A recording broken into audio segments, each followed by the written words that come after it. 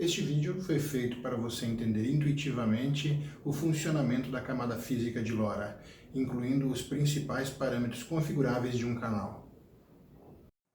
LoRa é uma palavra que descreve tanto uma forma de modulação quanto todo um conjunto de características que vamos explicar. Esta modulação opera espalhando o sinal no espectro pela variação em frequência. Opera com uma técnica chamada de chirp, uma palavra do inglês que dá nome tanto ao som dos pássaros quanto dos insetos, e que significa um sinal que varia linearmente em frequência no tempo. Pode ser para cima, quando é um upchirp, que mostra a frequência aumentando no tempo, ou pode ser para baixo, quando é um downchirp, que tem a frequência diminuindo no tempo. Quando olhamos a representação desses sinais no espectro de frequência, vemos que os dois possuem a mesma média, na forma de um platô que cobre desde a frequência mais baixa até a mais alta usadas pelo chirp. Muito embora, no valor instantâneo, a gente pode ver um sinal deslizando ao longo do tempo para cima, no caso do upchirp, ou para baixo, no caso do downchirp. Quando combinamos adequadamente diversos chirps, criamos um frame LoRa, como aparece aqui na figura. Veja que esse diagrama, chamado de waterfall, mostra o tempo correndo no eixo Y e a frequência é representada no eixo X. A cor laranja informa a potência do sinal, mostrando onde temos cada componente do frame. A primeira coisa que o frame LoRa faz é executar um preâmbulo, que prepara o receptor para receber os dados, que vem logo em seguida. Observe que o preâmbulo é sempre composto de uma quantidade de upchirps que ajudam o receptor a ajustar-se, seguidos de um número fixo de 2,25 downchirps que preparam o receptor para os dados que vêm logo em seguida, onde podemos ver que são codificados a partir de símbolos, formados por recortes pré-determinados de upchirps. Esses recortes, esses símbolos, são de conhecimento comum ao receptor e ao transmissor. Para dar uma noção real e intuitiva do que é um frame LoRa funcionando, vejam esta analogia utilizando o áudio para representar o frame. A frequência inicial do canal é de 440 Hz e final 880. Isso nos deixa com uma frequência central de 660 Hz e uma largura de banda de 440. Foi necessário fazer esses ajustes porque o nosso receptor natural, a audição, só opera na faixa de 20 Hz a 20 kHz de ondas mecânicas.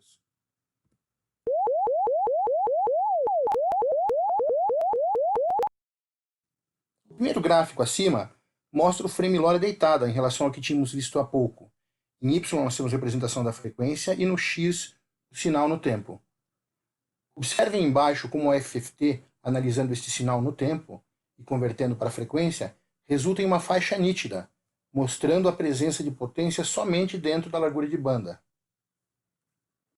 Agora que temos uma noção razoável de como funciona um frame LoRa, podemos falar dos 5 parâmetros mais importantes para definirmos um canal de comunicação utilizando essa tecnologia, que são a frequência central, a largura de banda ou bandwidth, o fator de espalhamento ou spreading factor, a taxa de código ou coding rate e, finalmente, o comprimento de preâmbulo. Não teremos um slide específico para o comprimento de preâmbulo porque é basicamente o número de upchirps que conta. Lembrando que o número de downchirps é sempre 2,25.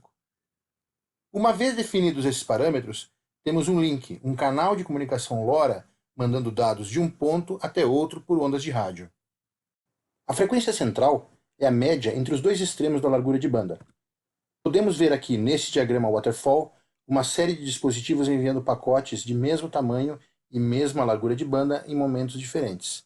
No eixo X temos a frequência e no eixo Y temos o tempo. Cada um desses agrupamentos forma um dos canais com sua frequência central. Veja que a cor desses pacotes identifica a potência do sinal, ou seja, é o indicador de quem está mais próximo ou mais distante do equipamento receptor. A largura de banda é uma medida do quanto espalhamos o sinal em frequência. Nesses exemplos, começamos com 500 kHz, passando por 250 kHz e chegando até 125 kHz.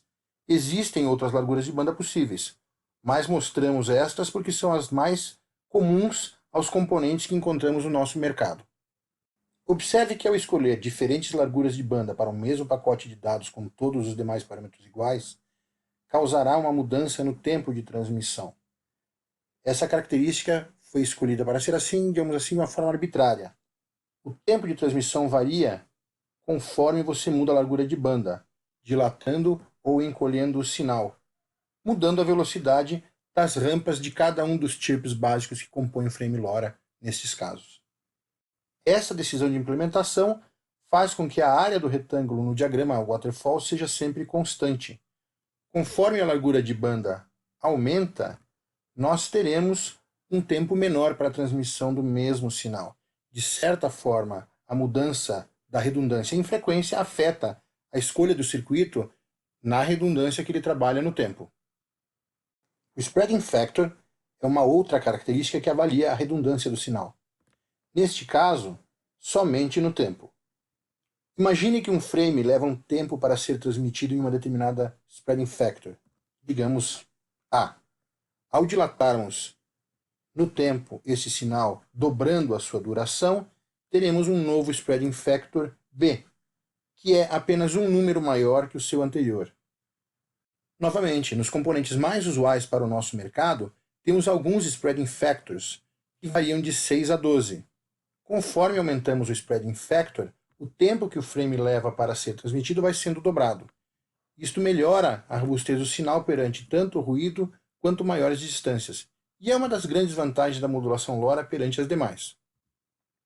Novamente, fazendo-se uma analogia com áudio, equivale a falar mais lentamente quando a pessoa que está do outro lado de uma sala não consegue ouvir a nossa voz, por conta tanto da distância quanto do ruído ambiente.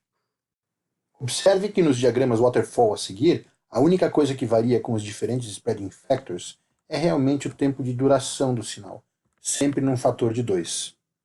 Finalmente temos o coding rate, que trata de um algoritmo cíclico de redundância que adiciona aos dados uma quantidade determinada de bits para detecção e correção de erros para melhorar a robustez do sinal. A inclusão de bits adicionais causa, obviamente, um aumento no tempo final para transmitir os dados. Aqui mostramos uma tabela de coding rates disponíveis para os componentes mais comuns utilizados no nosso mercado. Como vocês puderam ver, existem alguns parâmetros básicos bastante simples de se compreender que são essenciais nas comunicações utilizando LoRa. Com esses conhecimentos, podemos pensar em fazer algumas coisas bastante interessantes, como, por exemplo, criar padrões abertos ou proprietários de comunicação, operando tanto em bandas não licenciadas quanto licenciadas do espectro. Até a próxima!